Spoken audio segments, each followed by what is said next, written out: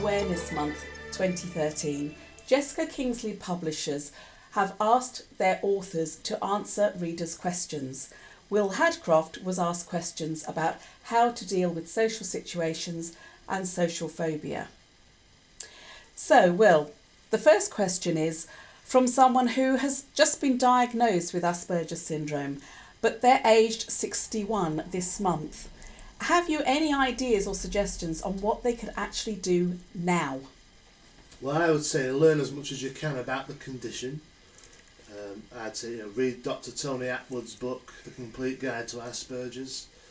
Read autobiographies of other people who've got the condition so that you can see how it affects them and how they cope with it. Also, it'd be good to, if you find that you're the sort of person with Asperger's who tends to say things in an abrupt way or unintentionally offend people. So say the wrong thing. Yeah, about being too abrupt or coming across as a little bit aloof. You can actually tell them, I'm sorry, I didn't mean to upset you. It's just I've got this thing called Aspergers Syndrome, and it affects the way I interact with people. Don't use it as a sort of an excuse. So I can't help it, I've got Asperger's. Yeah. Don't do that. Use it as an explanation. But say the reason.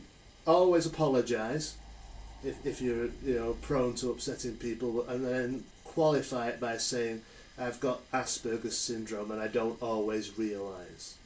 But the key thing is accept it's part of you, but learn as much about the subject as possible. And let it work for you. Don't sit there thinking, I've got this thing called Asperger's. Let it work for you.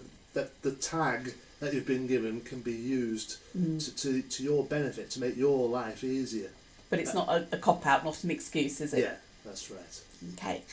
The next question is from someone who has a brother who has autism, and his biggest problem is social situations. He has a tendency to say the wrong things or ask questions in a very blunt manner. So where someone would normally read the social cues and maybe say things in a more delicate or better phrased way, it comes out wrong. So any clues as to how this person, they say, they've tried to tell them ways of dealing with it. Can they teach them? Can they help them prepare for these types of situations so that maybe his brother deals with it better? Is there a way he can learn the social cues? It's a tough one, this, because if he could be taught how to do it, he would be able to do it. See what I mean? There are certain things that can be taught. It depends how badly affected he is by the condition, how restricted he is. You can say, well, didn't you notice them getting fidgety and getting upset? Or did you not notice they were trying to change the subject? And he might say, no, I didn't. And it's quite genuine. And he really doesn't. How do you show somebody those things if they don't see it? They really don't pick it up in the behaviour and the speech. So it's a hard one, that, to teach them the skills if they don't see what it is that you mean. But is there any other way that he can, help his brother in that situation? Does he help him prepare for it, or does he prepare the people his brother's meeting? Yeah, preparation is the key. If there are particular things that he might say, if you know the people that you're going to see, and there are particular things in their lives or things about them that he will pick up on, and he's going to be blunt and just say it outright, you can prepare him in advance in that way and say, don't ask them about that, don't bring that subject up. And also, if you know who's going to this event or gathering, you can prepare them too. Yes, so they have an understanding. My brother's coming, he's got Asperger's Syndrome. You might find that some of the things he says seem inappropriate or blunt, but he doesn't realise he's doing it. And he doesn't mean it in that way, so don't take offence. They'll make allowances for it. So it's more preparing for the situation rather than trying to teach him how to deal with the situation. Would be your best advice. Yeah, I would say so. Right, and the next one is from someone who would like to know how to relax around small groups of people. You yourself say, if you're talking to a large group as a prepared audience, you find that far easier than a small social gathering. So here they're saying their brain has to work so hard to try and guess what the other person's perspective is, usually guessing with perhaps questionable accuracy.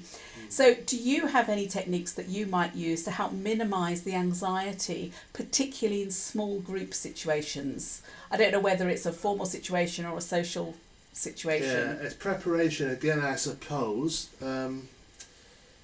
If it's friends, family or people that you know, then I would say gravitate towards the ones you have something in common with.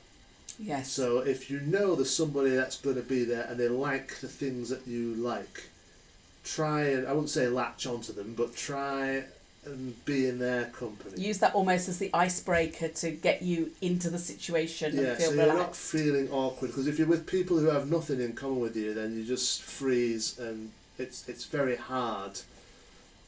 Well, I find it impossible to be interested in things that I'm not really interested in. So I struggle with that myself. If it's more of a formal occasion, then I have my stock questions. So I have, hello, how are you? Did you enjoy the event? If it's somebody I've seen before, how's your family? If I know some detail about them, at least it gets the conversation going, and that relaxes you slightly, maybe. I become aware that people like to talk about themselves. So rather than you being anxious about what do I say, shift it onto them. All you have to do is ask them about some aspect of their own lives, and you'll get about 5 minutes out of them. 5 minutes that you don't have to fill. You just let them talk. Instead of thinking, what am I going to say, and panic. Let them talk. Just ask them questions about themselves. You've got to be careful it doesn't sound like an interrogation. Yes. I've done that, where you say, how's your family? And they tell you the answer to that. And how's it going at work? And then they tell you, and then you ask them another question, and then it becomes obvious it's a string of questions. Yes. And you don't appear to be really listening. So it's also listening to the answers they give you that maybe will give you something else to talk about. Yeah. Yes, rather than an interrogation. But it can feel like you're just firing a lot of questions at them. It's hard, but it's better than silence. Yes. Because the longer they are silent, the more awkward you get. Then you're running the risk of anxiety attacks or saying something rude or just coming across. The more anxious you way. get, the more aloof you get, and the more bombastic you seem. That's how I am anyway. And so you need to sort of minimise the chances of that happening. So again, it is preparation. Find out as much as possible about who else is going to be there, or what your venue's like, and that sort of thing. And as you say, have a few stock questions that at least can get the ball rolling when it comes to the conversation. Yeah. Okay, so similar thing again. This person says they find crowded public situations very stressful, which is something that you probably identify with as well. Their housemates say they have to attend the university ball at the end of term, but this person is already worrying that they won't enjoy it, but they don't want to let their friends down. So they're already saying, should I go? Yeah.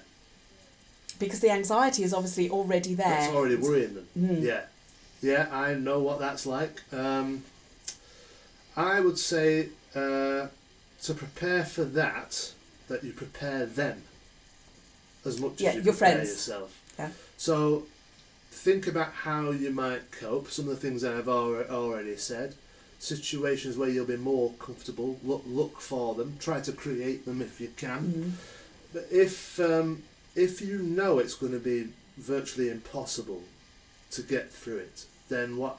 I mean, I've been to things that I've struggled with, like wedding receptions, and I've actually said I might not go to this. So they're already aware that you might not turn up, which takes the pressure off. I mean, for them to say to that person, you will have to go to this because it's the university, you know.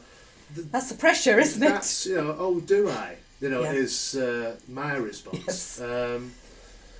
Because that's peer pressure, actually. To make somebody feel that they must go to it when they've got a condition that's going to make their lives miserable. It may even induce an anxiety attack and make them very ill, actually, and then very depressed after that.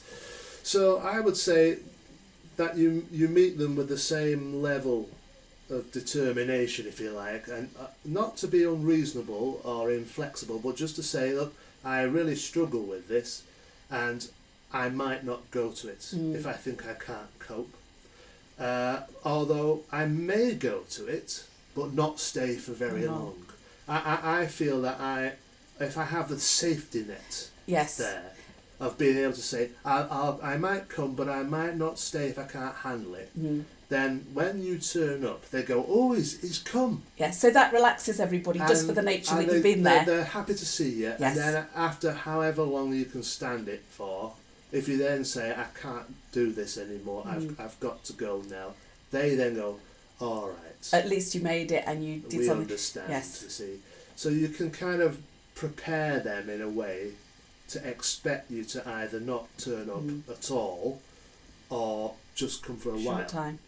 But would you also say, if it's getting this person already to the point that they're incredibly anxious about it, that if they really, really don't want to go, they should actually be able to say, I'm not going. But the question is, do they care about the friend? Yeah. Yes, do the friends care about this friend? I mean, everybody, all these sort of social anxiety problems and social interaction issues are all focused on the person with Asperger's. The thing is that people who don't have Asperger's should be aware that, they are responsible for certain things. And one thing that they're responsible for is to not put pressure on them. Yeah. They are contributing to the problem by saying, we expect you to be there, Yes, it's an added pressure, isn't it? Yeah. Which is so is I wouldn't sort of, again, when you've got Asperger's, everything you say comes across as blunt and tactless.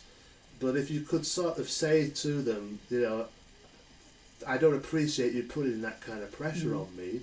It's hard enough to begin with without you making me feel worse. I've got to go. And that I have no way out. See, a person with Asperger's, if they think they've got a little escape route, it makes it easier, doesn't it? It's easier to cope with it. Like I might go after an hour.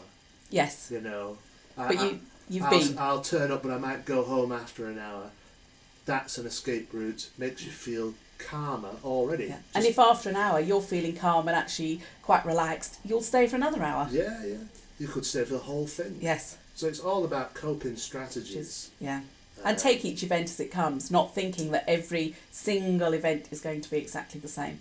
Yeah. When I saw a psychologist, I was taught a few strategies, and she said, expect that sometimes it will fail. It'll be right sometimes, and other times it won't work. And it's not because of you. No, it's not always your fault. Don't internalise and antagonise. And when it does work, you kind of put that in the mental bank, as it were. It's like a court case where they have a test case and they refer back to that. And you can do that and think, well, I've done this before and it did work. It worked the time when I went to that place, but it hasn't worked this time. And if you can reason it out, then you don't end up spiralling into a pit of worthlessness, that you can't do it.